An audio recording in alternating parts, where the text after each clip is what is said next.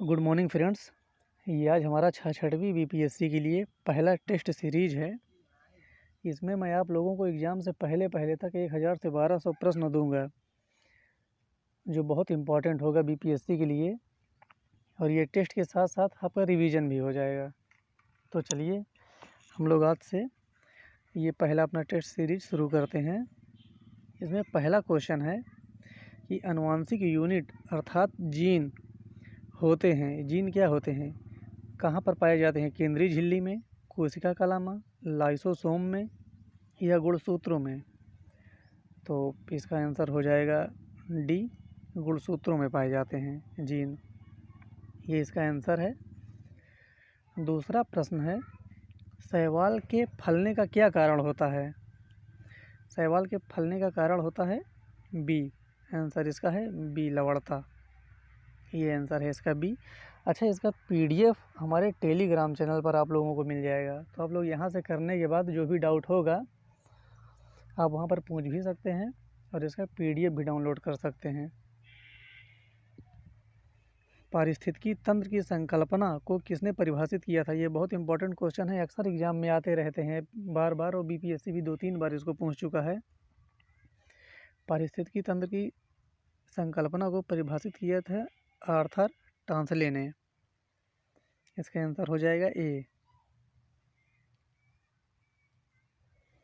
जैवमंडल आरक्षित क्षेत्र का सबसे सही विवरण क्या है? वनों की कटाई से प्रभावित स्थल, बायोगैस उत्पादन स्थल, सतत विकास के अध्ययन स्थल, खनिजों की कमी वाले भंडार, उपरोक्त में से कोई नहीं या एक से अधिक। तो इसका बहुत सिंपल सा आंसर है, इसका उत्तर हो जाएगा सी, सतत विकास के अध्ययन स्थल। फ्लोरा और फाना का अर्थ क्या होता है? ये फ्लोरा और फाना का अर्थ क्या होता है? ए, पक्षी और पशु, मानव और पशु, पर्वत और रिवर, पौधे और पशु, उपरोक्त में से कोई नहीं या एक से अधिक। तो इसका आंसर हो जाएगा ए, पक्षी और पशु। फ्लोरा और फाना का अर्थ होता है।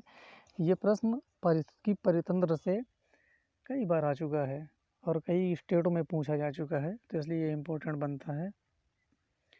शिवाजी की राजधानी कहाँ थी? शिवाजी की राजधानी रायगढ़ में थी। इसका आंसर हो जाएगा ए। ये इसका आंसर है। सातवां प्रश्न है हमारा, तुजुक ए बाबरी किस भाषा में लिखी गई थी? तो तुजुक ए बाबरी क्या है? ये तुर्की भाषा में लिखी गई थी और ये बाबर की आत्मकथा है। तो ये इम्पोर्टेंट है। मैडम कामा ने 1907 में, देखिए इसमें एक सन दिया हुआ, ये सन भी आप लोगों को याद रखना है कि 1907 में प्रथम तिरंगा ध्वज कहाँ फहराया था? तो इसका आंसर हो जाएगा स्टुटगार्ट। अच्छा, ये स्टुटगार्ट कहाँ पर है? ये आप लोगों के लिए प्रश्न है, ये कहाँ पर है? इसका आप लोग कमेंट करके बताएंगे आंसर। स्टुटगार्ट कहाँ है, किस देश में है? इसका आंसर है डी, वघेरा विद्रोह कहाँ हुआ था? ये बिहार में 3-4 बार पूछा जा चुका है, इसलिए ये भी इम्पोर्टेंट है छठवीं बीपीएससी के लिए। इसको आप लोग देखकर बताएंगे। वघेरा विद्रोह हुआ था बड़ौदा में। ये बड़ौदा है गुजरात में। और किसके खिलाफ किया गया था? तो ये भी आप लोगों को पता करना है कि यहाँ के शासक गायकवाड़ के विरुद्ध हुआ था यह विद्रोह, वघेरा विद्रोह।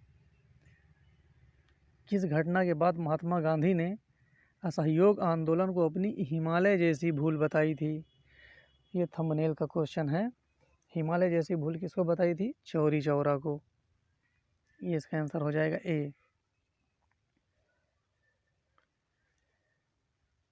निम्नलिखित में से किस राज्य में जनजातीय समुदाय की पहचान नहीं की गई है? तो किस राज्य में नहीं की गई है जनजातीय समुदाय की पहचान? इसका आंसर हो जाएगा सी, हरियाणा में।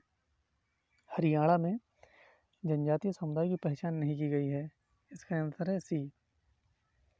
सुल्तानपुर बर्ड सेंचुरी स्थित है, ये कहाँ स्थित है? तो ये भी स्थित है गुड़गांव में। इसका आंसर हो जाएगा सी। वलन क्रिया का परिणाम है। वलन क्रिया का मतलब क्या होता है? महादेशजनक बल का, कोरियोलिस बल का, पर्वत निर्माणकारी बल का या बहिर्जात बल का, उपरोक्त में से कोई नहीं या एक से अधिक। तो इसका आंसर हो जाएगा, बहुत सिंपल सा है, सी, पर्वत निर्माणकारी बल का। ये इसका आंसर है सी। हिंद महासागर और लाल सागर को कौन सी जलसंधि जोड़ती है? बाब अल मंदेब, हरमुज, बास्पोरस, मलक्का, उपरोक्त में से कोई नहीं या एक से अधिक? तो इसका सिंपल सा आंसर है ए। देखिए आपकी बार ये जो प्रश्न है ना बहुत सिंपल से उठाए गए हैं, लेकिन जैसा ही अगला सीरीज हम बनाएंगे वो काफ़ी टफ होंगे और बहुत इंपॉर्टेंट होंगे बीपीएससी के लिए। तो आप लोग इस सीरीज को देखते रहिए, इसमें से काफ़ी आपका रिवीजन हो जाएगा। दक्षिणी गोलार्ध में सबसे बड़ा दिन होता है, कब होता है दक्षिणी गोलार्ध में? ये होता है 22 दिसंबर को। इसका आंसर है बी। एक उच्च न्यायालय का न्यायाधीश अपना त्यागपत्र संबोधित करता है, किसको करता है? राष्ट्रपति को, भारत के मुख्य न्यायाधीश को, उस राज्य के उच्च न्यायपाल के मुख्य न्यायाधीश को, राज्य के राज्यपाल को, उपरोक्त में से कोई नहीं या एक से अधिक? तो इसका आंसर हो जाएगा ए, राष्ट्रपति को।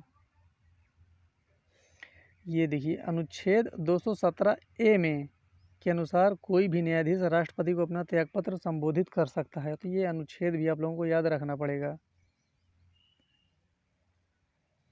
एक विकास खंड पर पंचायत समिति होती है, क्या होती है? यह एक सलाहकार समिति होती है, एक प्रशासकीय अधिकरण होती है, एक परामर्शदात्री होती है, एक निरीक्षण प्राधिकरण होता है। उपरोक्त में से कोई नहीं या एक से अधिक? तो इसका आंसर हो जाएगा ए, एक सलाहकार समिति होती है। ओह सॉरी, एक परामर्शदात्री समिति होती है। इसका आंसर है सी। ये सी है इसका आंसर। भारत में चलित न्यायालय का मानस पुत्र कहा जाता है, चलित न्यायालय का मानस पुत्र कहा जाता है, ये भी क्वेश्चन कई बार पूछा जा चुका है। तो इसका आंसर हो जाएगा सी, डॉक्टर APJ अब्दुल कलाम जी को। ये इसका आंसर है सी। भारतीय संविधान की प्रकृति क्या है? ये प्रकृति पूछ रहा है, संघीय है कि एकात्मक है कि संसदीय है कि प्रकृति में संघीय किंतु भावना में एकात्मक? उपरोक्त में से कोई नहीं या एक से अधिक? तो इसका आंसर हो जाएगा डी, प्रकृति में संघीय किंतु भावना में एकात्मक। संघीय भी और एकात्मक भी दोनों है इसमें। इसका आंसर हो जाएगा डी। केंद्र सरकार में उच्चतम नागरिक सेवा अधिकारी कौन है? ये इंपॉर्टेंट क्वेश्चन है। उच्चतम सेवा अधिकारी, नागरिक सेवा अधिकारी किसको माना जाता है? भारत का महान न्यायवादी को, मंत्रिमंडल सचिव को, गृह सचिव को, वित्त सचिव को? उपरोक्त में से कोई नहीं या एक से अधिक है इसमें? तो इसका आंसर हो जाएगा आपका बी, मंत्रिमंडल सचिव को।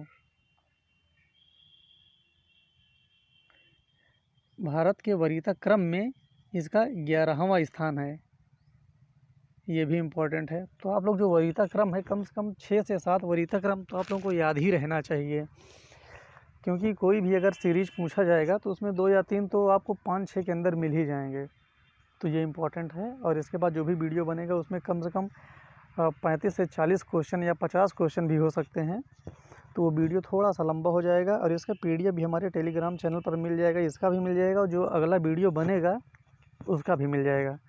तो आप लोग टेलीग्राम चैनल को अवश्य ज्वाइन करिए और इस सीरीज़ को देखते रहिए, इसमें से आपका अच्छा रिवीजन हो जाएगा। चलिए मिलते हैं, तब तक के लिए धन्यवाद।